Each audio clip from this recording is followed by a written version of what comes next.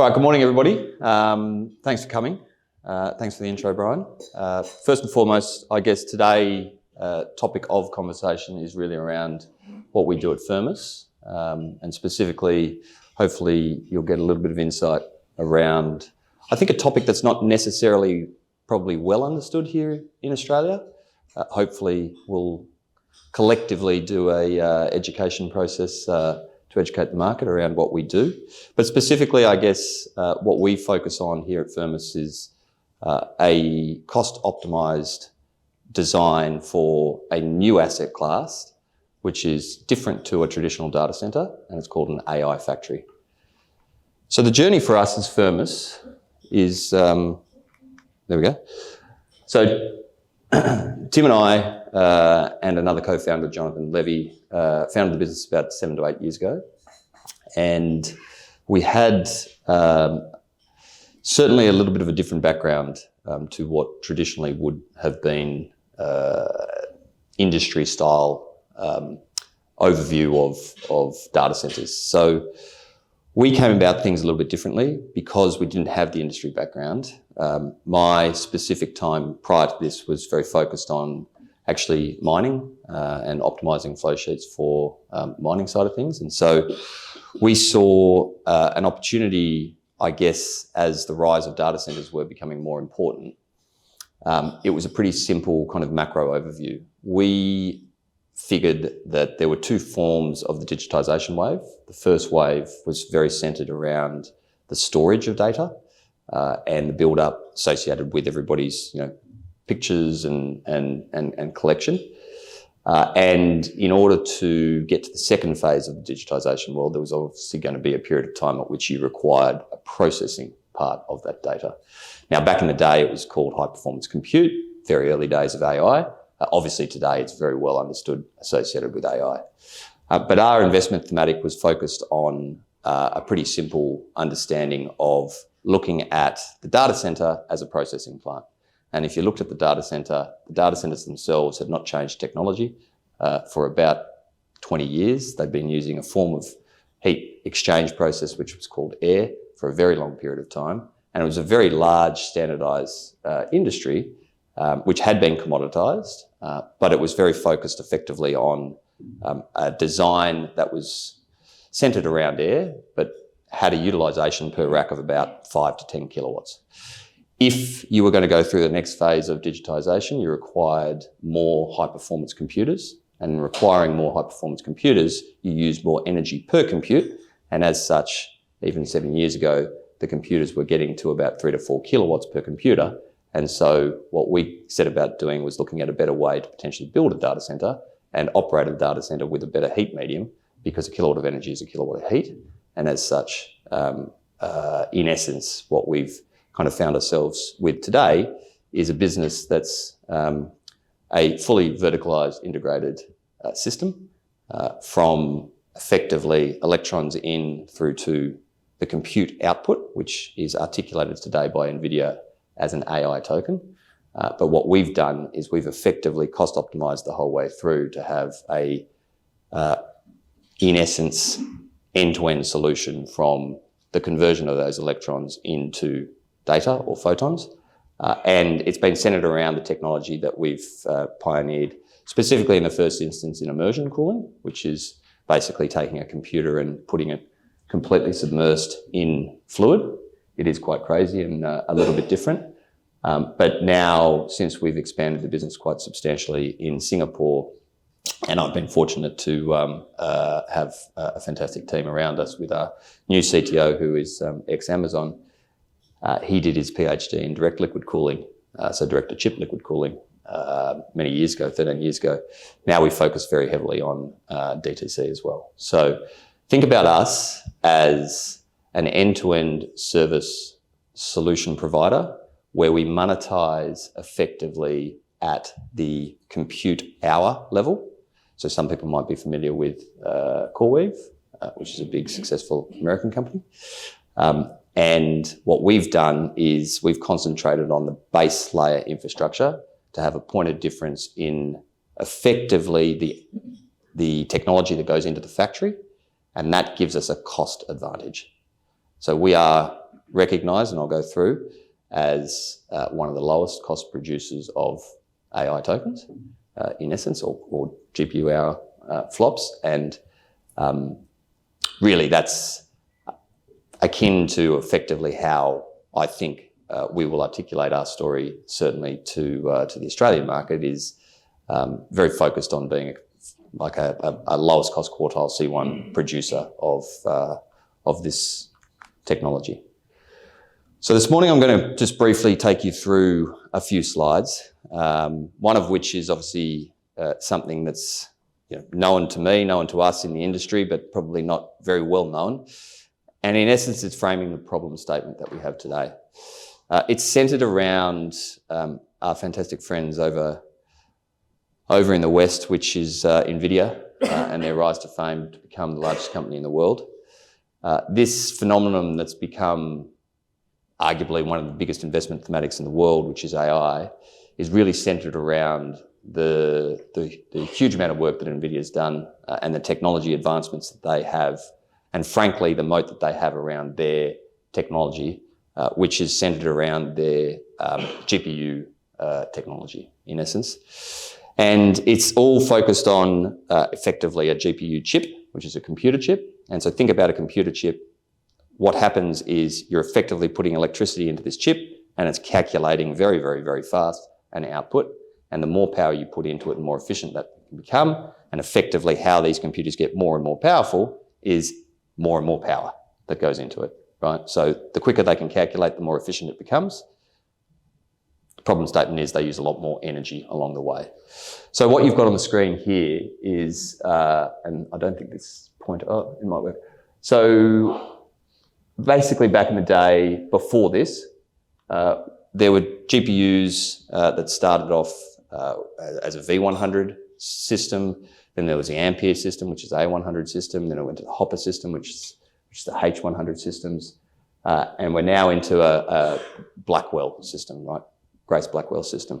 And it started all the way back at about 100 watts per chip. Now 100 watts per chip, you then put 4 or 8 chips into one computer. So generally the computer was sitting there at about a few kilowatts per computer. The problem that we've got is as the need and the demand for these AI compute went through the roof, the function of the efficiency that came into it was really centered around the new generations that were coming out from NVIDIA. And so simply put, each new generation chip, you obviously end up with more energy required to power that chip. And what you end up with is a situation that today we have operations with chips that are somewhere in the order of 700 watts. The Blackwell chip is about 1100 watts per chip, and it's pulling all the way up to nearly 2 kilowatts in the next few years. Now, the impact is very substantial, right? We've gone from a situation where we've had an entire industry built around a few kilowatts to 10 kilowatts maximum per rack, right? And a rack holds generally 42 computers, right? And we find ourselves in a situation where the servers that were being deployed over the last couple of years, each server was nearly 14 kilowatts per server. So you couldn't even put one into an existing rack. And so actually what is being deployed today is called NVL rack solutions, and it's 140 kilowatts per rack today. We have a roadmap out to 1 megawatt racks, right? So it's important to kind of understand that, because within that, you end up needing completely new style of infrastructure. So big proponent, and we are obviously a recipient of the ability for data centers and data center companies to build out access to their facilities as quickly as possible. But our point of difference is that we have looked at this differently and come up with a different design. And fundamentally, we call ourselves a specialty infrastructure provider. And that specialty infrastructure is centered around effectively the nexus here of those three things. So because we build, own and operate our facilities, and that goes all the way through to the compute, we have unique insights into how to completely optimize the process. Whereas a data center industry builds ahead, which is very important, and then they need to try and figure out what that customer demand and or profile looks like. And as such, effectively, generally it's not going to be cost optimized, and it will generally have to cater for many different people, whereas an AI factory is built for a sole purpose, which is to host these high performance computers. And so think about it as one industry is building a hotel, another industry is building a factory. And so when you build a factory, you want to be making sure that factory is absolutely optimized to ensure the widget output of that factory is cost optimized, because at the end of the day, we're all selling a product, right? And so what we've focused on is being the nexus point between power and cooling, obviously the compute and networking, and obviously the data center itself. So that insight and the ability to actually have both the physical side as well as the software side completely integrated has given us a pretty substantial competitive advantage. We've been fortunate enough along the way where, frankly speaking, not many people really knew about us. We founded the business in Australia. We spent a lot of time down in Tasmania. We built a big R&D facility down in Tasmania. But we were fortunate that we did receive substantial investment from Singapore government-based business, and we moved up to Singapore. And why did we choose Singapore? We chose Singapore because Singapore is on the equator. Now, on the equator means it's the hardest and most expensive place in the world to build a data center. It's also the most expensive place to operate a data center because it has a very unfortunate energy situation where it's importing all its energy, but at the same time, because of the heat, it costs a lot and it has an immense amount of requirements to burn a lot of energy in that process for all the traditional cooling. We set up our services and we rolled out about 3,000 GPUs up there.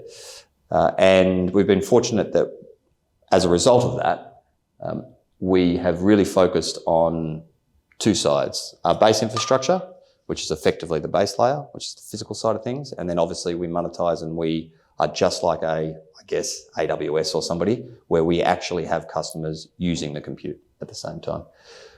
So there's been a couple of awards that we're quite proud of, and I guess it's not to showboat, but it's more so to talk to the fact that this is a different style of infrastructure. So we've been ranked above Google Cloud, would you believe, for our GPU cloud services, and alongside AWS with a group called Semi-Analysis, and you can all do your own research after this. They are one of the most preeminent kind of research houses focused on AI infrastructure.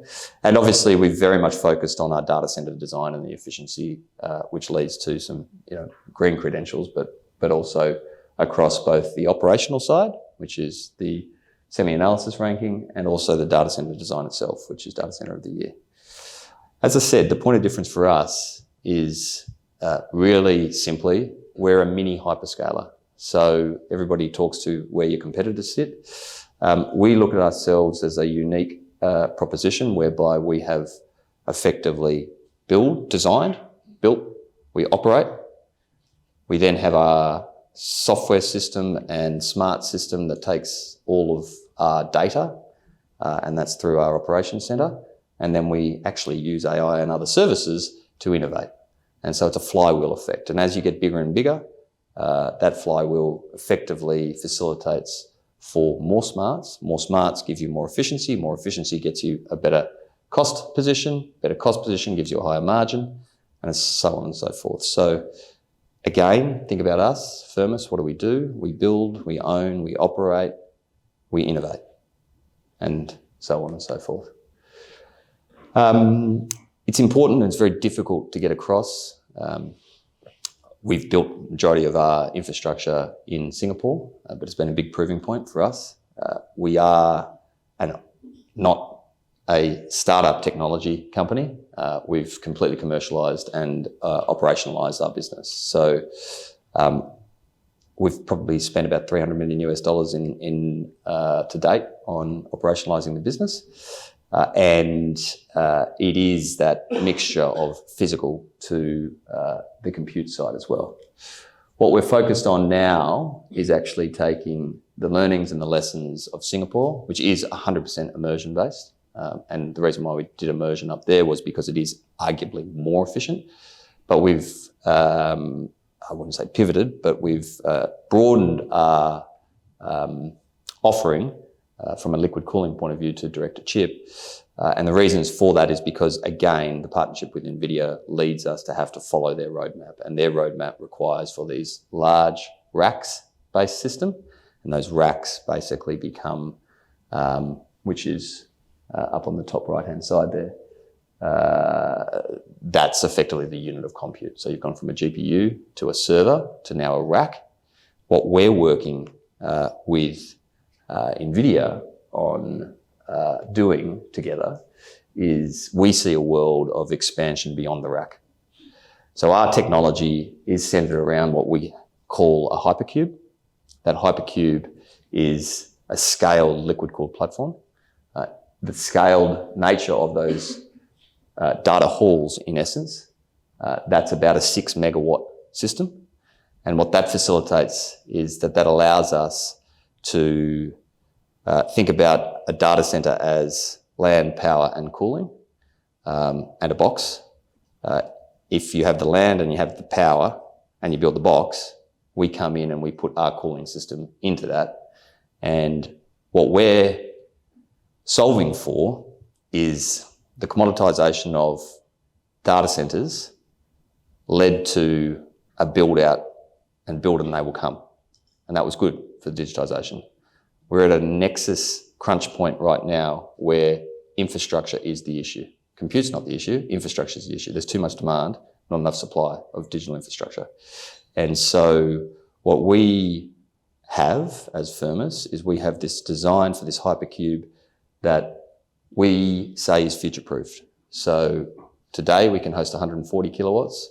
Within this same infrastructure, we can host up to 1 megawatt racks. Now, there's many other data center companies that are doing similar things in terms of having a look at how they can optimize. But I guess the point of difference for us is we've looked at this all the way through to actually being the owner and operator, inclusive of the GPU compute. So it does give us a unique insight. So we have our manufacturing base here in Australia. We produce these hypercubes actually out of Queanbeyan. We then export it. We've installed about 24 of these around the world. And right now, what we're doing, thanks to the success of the raise that we've just completed with Morgans, is we're coming back to Australia, which is very exciting because I think few and far between the opportunity usually faces an export of either knowledge and or technology out of Australia. I think it's actually one of the bad things that happens as far as technology companies is concerned. And I think what's exciting for us is Australia has an opportunity, and I'm firmly of the belief that it is a generational opportunity, and that is to leverage our security, right, associated with the fact that we are generally, obviously, politically a very safe country. We have vast amounts of land, and we actually have a vast amount of energy. The problem statement for build out of this sort of infrastructure is it's easier to move the AI factory to the electrons than it is, because then you convert it and then you export it as photons, as light, and you can get around the world in 600 milliseconds, and nobody cares about latency for AI. If you go and ask a question on your ChatGPT app, you don't care. It's not buffering or anything like that. It'll take however long it comes back with. And so Australia's opportunity, in my opinion, is to capture effectively a once-in-a-generation investment opportunity, which is tens, if not hundreds of billions of dollars, and be a net exporter of knowledge or net exporter of AI tokens. It can be as big an industry as the iron ore industry, absolutely, and or any commodity industry. So what we are doing as Firmus is we've been fortunate that we have some assets down in Tasmania. We've just recently announced with the Tasmanian government the Green AI Factory Zone. And with the capital raise that we've just completed, we will be building, we talk in GPUs, so we will be building a 36,000 GPU cluster in 2 phases. 18,000 GPUs, to put it into perspective, is minuscule in the scheme of things, but as far as monetary purposes are concerned, the Launceston site, which would be the 36,000, is about a $4 billion investment. But to put it into perspective, XAI, Meta, all the big companies that have access to all this sort of compute are in the hundreds of thousands of GPUs already, if not millions. It's a seriously important position that I think Australia has to take forth, which is actually have sovereign capacity. Forever and a day, this technology is actually, it's not going away. It's going to be one of the most important things for our children, for our grandchildren. And, do we need to be trained on American-based information? Don't know. That's a separate point. But really what we're focused on is taking this technology and coming back and building substantial amounts of capacity down in Tasmania, leveraging green energy and our optimised design to effectively be first of kind and start that export market. So an amount of capacity we will try and maintain for sovereign use cases, which is very important. But really, this is about taking and I guess leveraging the infinite demand profile from the major AI labs and hyperscalers to become a very large export market in Australia. And I think there's a lot of topics discussed today. And in fact, I think there's even roundtables talking about productivity and the potential for AI to be problematic to the Australian economy.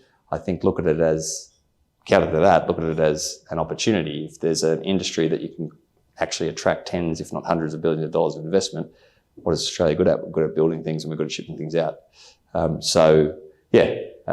Look, we, again, are positioning ourselves as a unique provider and designer of these AI factories.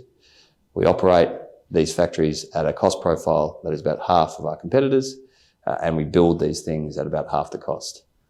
And so front and centre for what we are focusing on in our next phase of our business is building what is up here, which is Launceston, which will be a 36,000 GPU cluster and one of the largest in Asia. But it's, that's only 100 megawatts. We announced with the Tasmanian government about another 300 megawatts beyond that. So there's gigawatts of opportunity here for Australia. And we hope that Firmus Technology can be a facilitator for the ability for Australia to be a world leader in this space. That's it. Perfect.